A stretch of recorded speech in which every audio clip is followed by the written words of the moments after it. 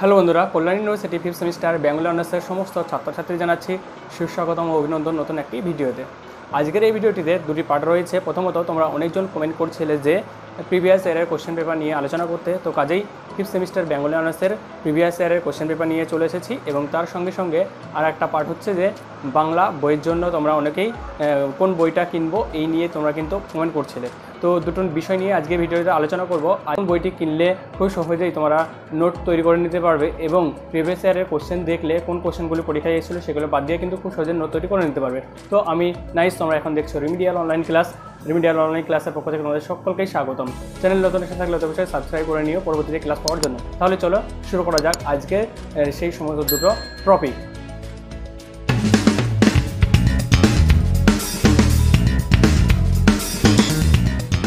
কোন বইটি কিনতে হবে সেটা আগে দেখিয়ে দিই, তার পরবর্তীতে তোমাদের কোশ্চেন নিয়ে আলোচনা করবো প্রিভিয়াস ইয়ারের।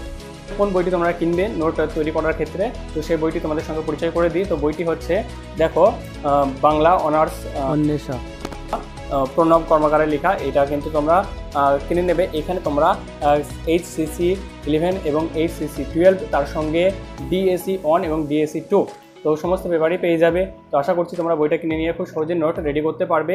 তাহলে চলো এরপরে আমরা দেখে নিই 2022-এ যে ফিফথ সেমিস্টার প্রিভিয়াস ইয়ারে কী প্রিভিয়াস কোশ্চেন পেপার কী এসেছিলো সেই প্রশ্ন নিয়ে আলোচনা করি।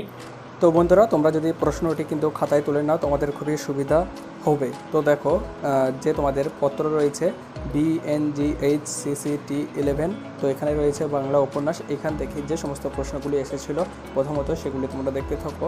দেখো যে কোনো 10টি প্রশ্নের উত্তর দাও। 2 নম্বর প্রশ্ন যেগুলি রয়েছে কদাগের মানি গো খুব মানি, মনে মনে মানি, বক্তাকে কী মানবার কথা বলা হয়েছে। কদাগের প্রশ্ন দেখো বেটা বেটা বলেছেন কেনে, কে কাকে উদ্দেশ্য করে কথা বলেছে। গদাগের হাসুলি মাকের উপকথা উপন্যাসে ব্যবহৃত 2টি প্রবাদ উল্লেখ করো। গদাগের নালু পাল কত টাকা মূলধন নিয়ে ব্যবসা শুরু করেছিল, নালু পালের স্ত্রীর নাম কি। পরবর্তী প্রশ্ন দেখো রয়েছে যে আমারে মেরো না বাবা, আমার বাত শ্লেষার অসুখ আছে, আমি তাহলে মরি যাব, কে কাকে কখন এই কথা বলেছে। ছদাগের ইচ্ছামতি উপন্যাসে উল্লেখিত 2টি পত্রিকার নাম লেখো। ছদাগে হৃদয় রাস মন্দিরে দাঁড়া মা ত্রিভঙ্গ হয়ে, কে কখন এই গান গেয়েছে। কোথায় যাওয়া হবে গো ঢপওয়ালি, বক্তাকে সে কাকে ঢপওয়ালি সম্বোধন করেছে। ছদাগের প্রশ্ন তোমার লজ্জা করে না মেয়ে সাজতে, কে কার উদ্দেশ্যে কথা বলেছে। ইয়দাগের প্রশ্ন দেখো যে রাঙামাটির নাম আছে ইতিহাসে, রাঙামাটি বলতে ইতিহাস প্রসিদ্ধ কোন জায়গার কথা বলা হয়েছে, সেখানে কোন রাজার রাজধানী ছিল। দেখো রাঙামাটি যদি সম্ভব কর্ণ সুবর্ণ চাঁদপাড়া, তো কর্ণ সুবর্ণ রাজধানীর শশাঙ্কের রাজধানী হচ্ছে কর্ণ সুবর্ণ। প্রদাগের প্রশ্ন দেখো মায়া মৃদঙ্গ উপন্যাসটি কোন লোকনাট্য অবলম্বনে রচিত, এই নাটকের একজন ওস্তাদ শিল্পীর নাম করো। প্রদাগের প্রশ্ন তুই বেটা ধরা ধামে এক ধরা খুব জ্বালাবি, কে কাকে কথা বলেছে। রদাগের হাসুলি বাকের উপকথা উপন্যাসটি কত সালে কোন পত্রিকার শারদ সংখ্যায় প্রকাশিত হয়। রদাগের নীলবাঁধের ও গোড়ার বাঁধ নামকরণ করার কারণ।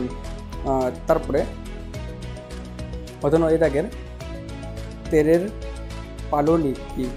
এরপরে 2 নম্বর দাগে দেখো যে কোনো 4টি প্রশ্নের উত্তর করতে হয় 5 নম্বর মডেল।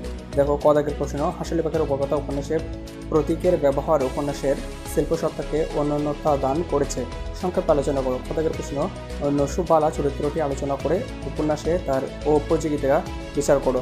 গদাগে ইচ্ছামতি উপন্যাসের স্বাধীন চেতা নারী চরিত্র নিস্তারিণী নিয়ে আলোচনা করো। ইচ্ছামতি উপন্যাসে একটি সময়ের অর্থনৈতিক পালাবদলের চিত্র ধরা পড়েছে, যুক্তিসহ আলোচনা করো। ইয়দাগের প্রশ্ন মায়া মৃদঙ্গ উপন্যাসে বিভিন্ন চরিত্রের মুখের ভাষা যেভাবে একটি আঞ্চলিক ভাষাকে জীবন্ত করে তুলেছে তা উদাহরণসহ আলোচনা করো। ছদাগের প্রশ্ন উপন্যাসে গঙ্গামণি চরিত্রটির গুরুত্ব বিশ্লেষণ করো। 3 নম্বর দাগের প্রশ্ন দেখো যে কোনো 2টি প্রশ্নের উত্তর দাও। এখানে 10 নম্বর মানের 2টি প্রশ্নের উত্তর করতে হয়। কদাগের আঞ্চলিক উপন্যাস হিসাবে হাসুলি বাকের উপকথা উপন্যাসের সার্থকতা বিচার করো। খদাগের প্রশ্ন ও ইচ্ছামতি উপন্যাসে সমাজ জীবনে যে চিত্র প্রতিফলিত হয়েছে তা নিজের ভাষায় বিবৃত করো। এরপরে গদাগের প্রশ্ন যারা পুরুষ তবু পুরুষ নয়, নারী তবু নারীও নয়, মায়ামৃদঙ্গ উপন্যাসে নাচিয়ে ছোকরাদের সম্পর্কে এ মন্তব্যের যথার্থ বিচার করো। গদাগের প্রশ্ন হাসুলি বাকের উপকথা উপন্যাসের কথক সুচাঁদ চরিত্রটি উপস্থাপনের সার্থকতা বিচার করো। এই ছিল তোমাদের CC 11 পত্রের প্রশ্ন। এরপরে আমরা চলে এলাম সিসি 12-এর দেখো প্রশ্ন কী কী প্রশ্নগুলো এসেছিল। এখান থেকে থাকে বাংলা রঙ্গমঞ্চ নাটক। এখান থেকে যে সমস্ত প্রশ্নগুলো দেখো, শর্ট প্রশ্ন প্রথমে কদাগের অচলায়তন নাটক কত সালে প্রকাশিত হয়, রবীন্দ্রনাথ গ্রন্থটিকে কাকে উৎসর্গ করেছিলেন। খদাগের প্রশ্ন শতবার একাদশী নাটকের প্রধান দুটি পুরুষ চরিত্রের নাম লেখো। গ ঠক বাঁচতে গা উজাড় অর্থ লেখো। ঘ অচলায়তন নাটকে সব দলের শতদল পদ্ম বলতে কাকে বোঝানো হয়েছে, উক্তিটি কার। এরপরে দাগের প্রশ্ন দেখো, মুক্তেশ্বর বাবু ওমন বিজ্ঞলোক হয়ে কুর্ম অবতারের হস্তে কন্যাটি প্রদান করেছেন। এখানে কার কথা বলা হয়েছে, কুর্ম অবতার কাকে বলে। ছদাগের প্রশ্ন অচল আয়তন নাটকে ব্যবহৃত প্রথম গানটির শুরুর লাইনটি লেখো। ছদাগের প্রশ্ন কমেডি ধর্মী দুটি নাটকের নাম রচয়িতা নামসহ লেখো। জদাগের প্রশ্ন পৌরাণিক নাটকের সংজ্ঞা লেখো। ছদাগের প্রশ্ন ট্র্যাজেডির উপাদানগুলির উল্লেখ করো। দাগের প্রশ্ন প্রহসনের দুটি বৈশিষ্ট্য লেখো। টদাগের প্রশ্ন সামাজিক নাটক ও পৌরাণিক নাটকের দুটি পার্থক্য উল্লেখ করো। ছদাগের প্রশ্ন কোন নাটক অভিনয়ের মধ্যে দিয়ে বেঙ্গলি থিয়েটারের উদ্বোধন ঘটে, এটি কার লেখা, কোন নাটক অবলম্বনে তৈরি হয়েছিল। দাগের প্রশ্ন জোড়াসাঁকো নাট্যশালায় অভিনীত দুটি নাটকের নাম লেখো। দাগের প্রশ্ন ন্যাশনাল থিয়েটারের প্রথম পর্বে অভিনীত 4টি নাটকের নাম লেখো। দাগের প্রশ্ন বিশ্বম সদং কোন নাটকে ব্যবহৃত হয়েছে, এর অর্থ লেখো। 2 নম্বর দাগের প্রশ্ন যে কোনো দুটি করতে হবে দেখো। ট্র্যাজেডির সংজ্ঞা, ট্র্যাজেডির নায়ক সম্পর্কে আলোচনা করো। খ দাগের প্রশ্ন বাংলা সাহিত্যের একটি সার্থক পৌরাণিক নাটকের পরিচয় দাও। গ দাগের টিকা লেখো। Bagbazar amateur theatre. ঘ শাশুড়িও যে মা হয়েছে কোন নাটকের অংশ, বক্তাকে সে কেন এমন মুক্তি করেছিল।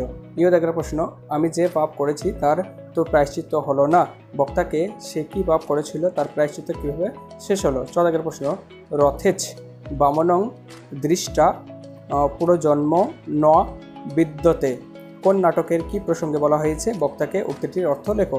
3 নম্বর দাগের প্রশ্ন দেখো, যে কোনো দুটি করতে হয়। তো লেভেদফ প্রতিষ্ঠিত বেঙ্গলি থিয়েটারের প্রতিষ্ঠা কার্যকলাপ বুঝিয়ে দাও। বাংলা নাটকের ইতিহাসে নাট্যশালাটির গুরুত্ব লেখো। খ দাগের শতবার একাদশীর নাটক কী ধরনের নাটক, তোমার বক্তব্যের সাপেক্ষে যুক্তি দাও। গ দাগের প্রশ্ন অচলায়তন নাটকে পঞ্চক চরিত্রটি আলোচনা করো। খ দাগের প্রশ্ন মাতালের মান তুমি গণিকার প্রতি। শতবার একাদশী তুমি যার গতি, বক্তাকে চরিত্রটি আলোচনা করো।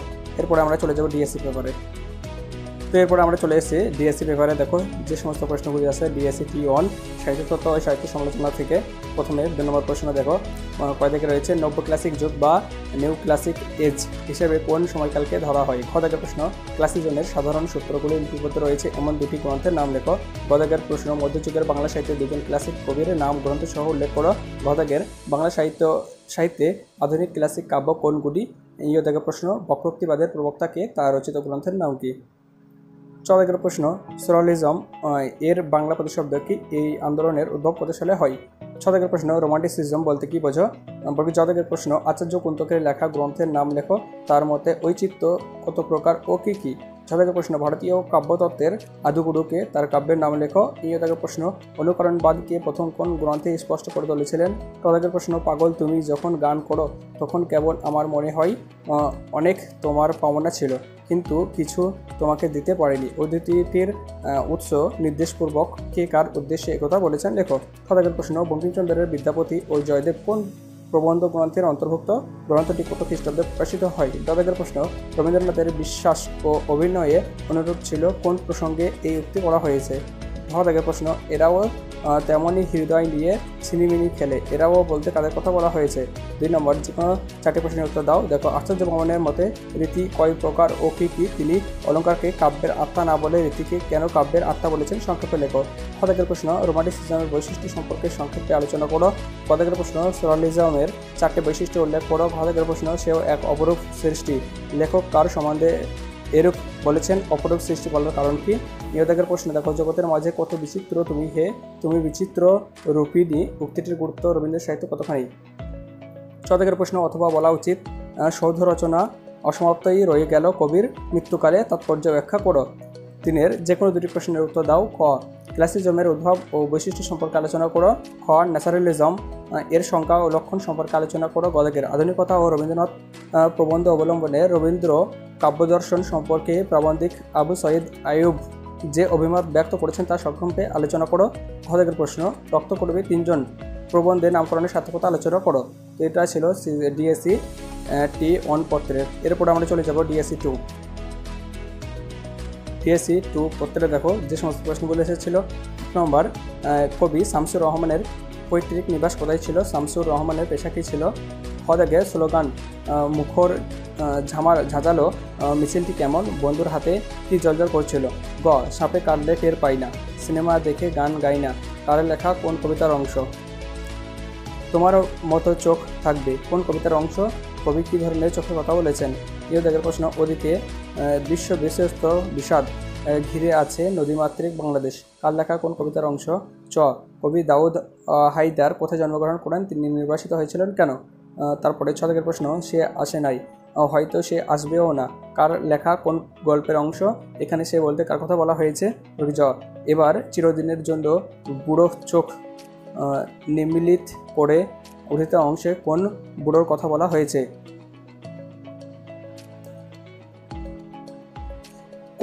কেন বুড়ো চোখ নির্মিত করে? ঝদাগের প্রশ্ন, তার রূপ দেখে আমি স্তম্ভিত হয়ে যাই, কার রূপের কথা বলা হয়েছে? পঙ্কোক্তিটি কোন গল্পের অংশ? তারপরে ইয় দাগের প্রশ্ন দেখো, তোকে যেন আর কোনো দিনই দেখতে পাই না, কাকে কে একথা বলেছে? তারপরে ট দাগের প্রশ্ন, নিরুদ্দেশে যাত্রা কার লেখা, কি জাতীয় রচনা? খ দাগের প্রশ্ন, এত রাতেও ঘুমোসনি বাবা, কে কাকে একথা বলেছে? ড দাগের প্রশ্ন, আবু জাফর শামসুদ্দিন কবে কোথায় জন্মগ্রহণ করেন? তিনি কি ছদ্মনাম ব্যবহার করতেন? ঠ দাগের প্রশ্ন, নাম বললে চিনতে পারবেন না, হাইকোর্টের কেরানি ছিলাম, কার লেখা কোন রচনার অংশ? 9 দাগের, মুর্দা ফকির ঝড়ো বোঝে না, আগুনও বোঝে না, কে কাকে এই কথা বলেছেন? এরপর 2 নম্বর দাগের প্রশ্ন দেখো, যে কোনো 4টি প্রশ্নের উত্তর দাও। ক দাগের, কবি শামসুর রহমানের স্বাধীনতা তুমি কবিতাটির মূলভাব সংক্ষেপে লেখো। খ দাগের প্রশ্ন, তোমার দূরত্ব নিত্য আমার ক্রোধের দিনে কবিতায় কবি দাউদ হায়দার নদীমাতৃক বাংলাদেশের যে রূপের কথা তুলে ধরেছেন তার সংক্ষেপে ব্যাখ্যা করো। ক দাগের প্রশ্ন, সৈয়দ অলিউল্লাহ রচিত কিয়ারা ছোট গল্পে উল্লেখিত এতিম চরিত্রটির বুঝিয়ে দাও। ঘ দাগের প্রশ্ন, নিরুদ্দেশে যাত্রা গল্পে উল্লেখিত আম্মা চরিত্রটির গুরুত্ব বিচার করো। ইয় দাগের প্রশ্ন, হাসান আজিজুল হক রচিত জননী গল্পে উল্লেখিত স্ত্রী চরিত্রটি গুরুত্ব বুঝিয়ে দাও। চ দাগের প্রশ্ন, বাঙালির আত্মপরিচয়ের সূত্রপাত প্রবন্ধের প্রাবন্ধিক আবু জাফর শামসুদ্দিন যে সাধারণ সিদ্ধান্তের কথা উল্লেখ করেছেন তার পরিচয় দাও। 3 প্রশ্ন, যে কোনো 2টি প্রশ্নের উত্তর করতে হয়। কবি নির্মলেন্দু গুণ রচিত মানুষ কবিতাটির মূলভাব আলোচনা করো। খ দাগের, কিয়ারা ছোট গল্পের নামকরণের সার্থকতা বুঝিয়ে দাও। গ দাগের, মুনতাসির মামুন রচিত মার্চের স্বপ্ন প্রবন্ধটির প্রেক্ষাপট বিশ্লেষণ করো। ঘ দাগের, কবর নাটক অবলম্বনে হাফিজ চরিত্রটি বুঝিয়ে দাও। তো এই ছিল তোমাদের 4টি পত্রের একদম সমস্ত প্রশ্ন তোমাদেরকে দেখিয়ে দেওয়া হলো। আশা করছি তোমরা ভিডিওটি পেয়ে হেল্পফুল হয়েছে। অতি অবশ্যই ভিডিওটি একটি লাইক করে বন্ধুদের সঙ্গে